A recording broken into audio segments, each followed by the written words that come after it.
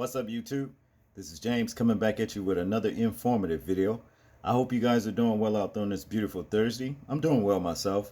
Shout out to the sister, the Awakened One, for hipping us to this particular situation right here that took place in Louisiana on Interstate 55, where they had 8 people dead in this crash right here, and 160 vehicles crashed, all piled up into this big devastating mess.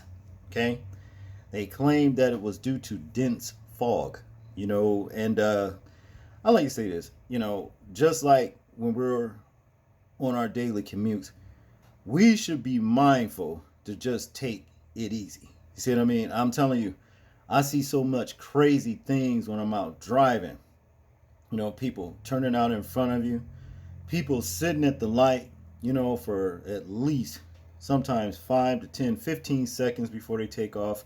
You understand? People talking on their cell phones, trying to dial while they're driving, all kinds of things. But they claim this particular mess right here was attributed to dense fog. I don't know about that, but I know how a lot of these people drive when the winter months start coming around and you get the black ice and what have you.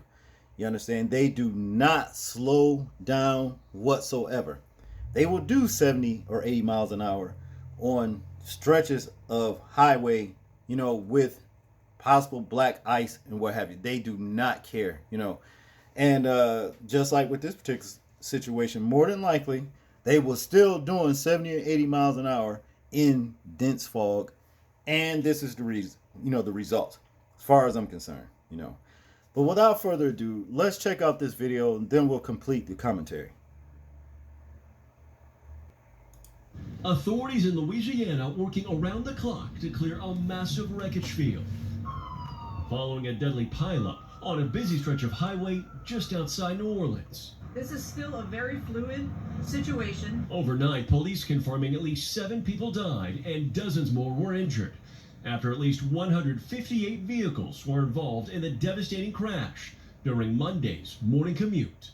Louisiana State Police say morning fog and smoke from nearby wildfires combined to create a super fog, limiting visibility for motorists on I-55. It spans about a mile's distance and is broken down into several other crashes. These shocking images from above showing a mass of mangled vehicles below. Emergency crews responding to the horrific scene, involving multiple 18-wheelers engulfed in flames. The pileup shutting down the interstate in both directions and stranding some motorists for hours. I'm still shaking. Speaking from a nearby hospital, Clarencia Reedus says she was driving for 12 miles on I-55 before visibility became an issue. We've seen some people on the other side waving their hands and letting us know to stop. As Reedus and her wife Lisa waited until it was safe to exit their car. We were hit from the back. Then we see another car on the left-hand side hit us. Then they had another car in the back of us hit us. And for 30 minutes, all you can hear is just booms everywhere from both sides. Clarencia and Lisa, who were both injured, now thinking of others as they begin to heal. Some people is going to have to live with this the rest of their life. The only thing that people can actually do right now is to pray for those people. And right now, there is no timetable on when this stretch of the interstate will be opening back up. But even after they clear this scene, Craig, they're going to have to get structural engineers here to deem this safe. This section of the bridge, which extends for about a mile, there were numerous fires, and they are fearful that it could impact the structural integrity.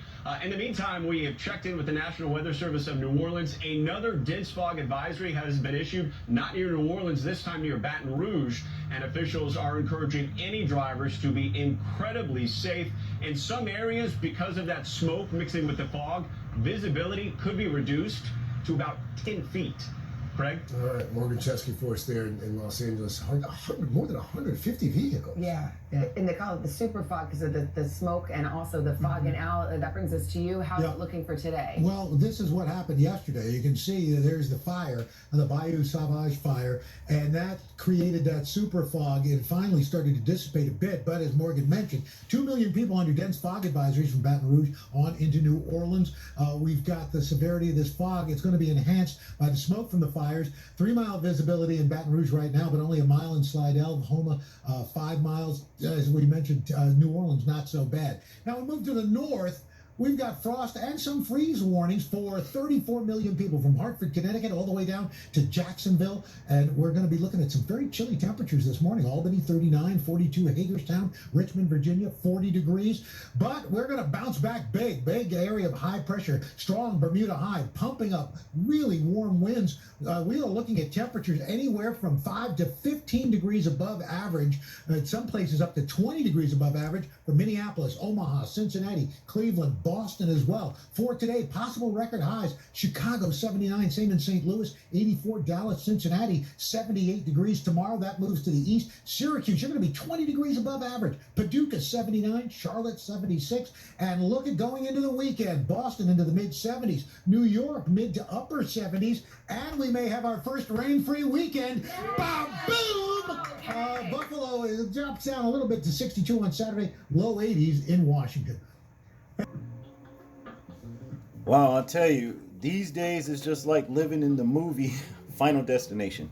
I don't know if a lot of you guys may have seen that particular movie right there, where there were just all kinds of catastrophic events, taking place, that this sinister spirit was just sitting up for people just to die behind. Basically, that's what it was all about, That's what it's starting to seem like out here in these streets, you understand? I got the story about the Jupiter fountain, where one person was electrocuted and 4 people was injured as well. You understand? I guess he just jumped in the fountain or at some mall or something like that, Jupiter Mall, whatever, and he was electrocuted.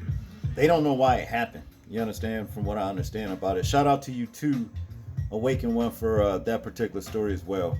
But yeah, when we are out here, in the public around people, you know what I'm saying? We don't know why these things are happening, but we got to keep in mind, to be careful and try to stay safe, because hey, all kinds of things are jumping off more and more, and it's just not in one spot, in one area. It's all over this country, and it's one thing right after another. So we're in those times right now, and I don't think it's going to get any better.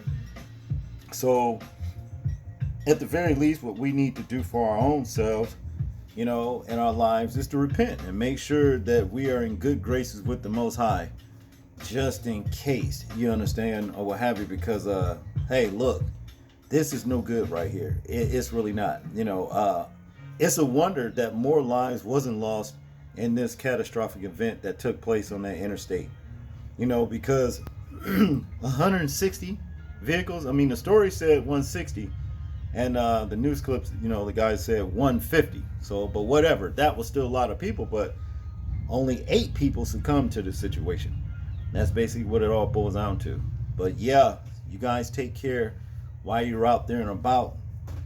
And like I said, repent, because we don't know the day or the hour that the Most High might require of us to come home. And that's just what it is. I want you guys to tell me what you think about this particular situation right here. I'm interested in hearing your thoughts on it in the comment section. Like, comment, share, and subscribe. People, please remember to live your life as though we are being watched, simply because we are. This is James, and I'm out. Peace.